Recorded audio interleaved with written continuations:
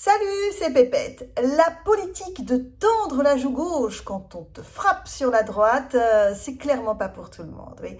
L'histoire regorge de rancuniers célèbres. Je vous en présente 4, particulièrement cruels. Et restez jusqu'au bout, le dernier est assez morbide.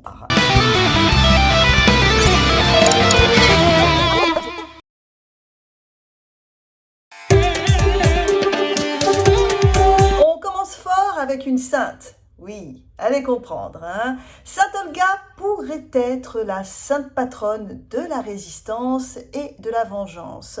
Quand Igor Ier, son mari, prince de Kiev, est sauvagement assassiné par les Drevliens parce qu'il refusait de payer un tribut jugé excessif, eh bien, elle voit rouge. Selon le chroniqueur Léon le Diacre, Igor aurait été attaché à 2 troncs d'arbres qui ont ensuite été relâchés de telle sorte que son corps soit coupé en 2. Le fils d'Olga n'a que 3 ans. Elle devient souveraine malgré elle. Les Drevliens, alors vraiment sans gêne, envoient des ambassadeurs pour lui proposer un mariage avec un roi de leur choix.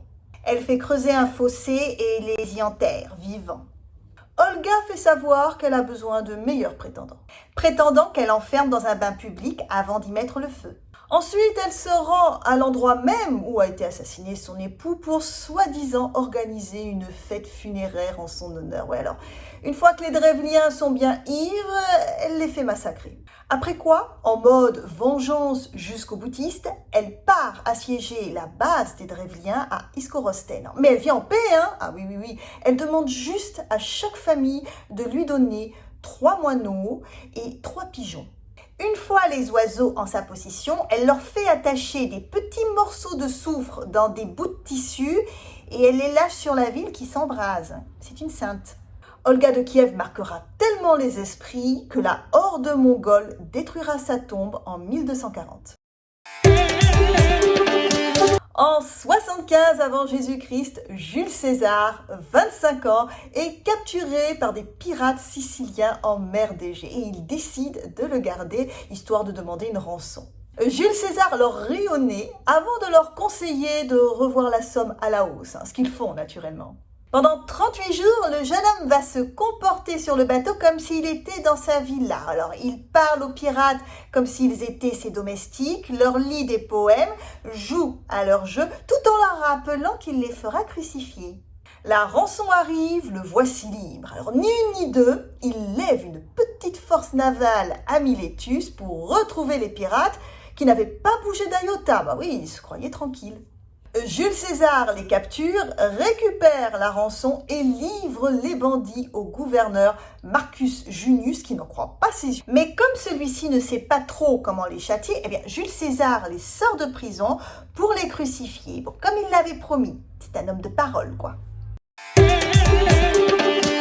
Le 28 novembre 1724, Pierre le grand tsar de toutes les Russies ordonne la décapitation publique de Wilhelm Mons à Saint-Pétersbourg. Arrêté 8 jours plus tôt, Wilhelm Mons, secrétaire de la tsarine Catherine, est accusé de détournement de fonds et abus de confiance.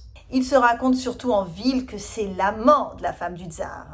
Alors, l'ironie, c'est que Wilhelm Mons a été introduit à la cour par Anna Mons, la maîtresse de longue date de Pierre le Grand. Il a beau tromper sa femme, il n'en demeure pas moins jaloux.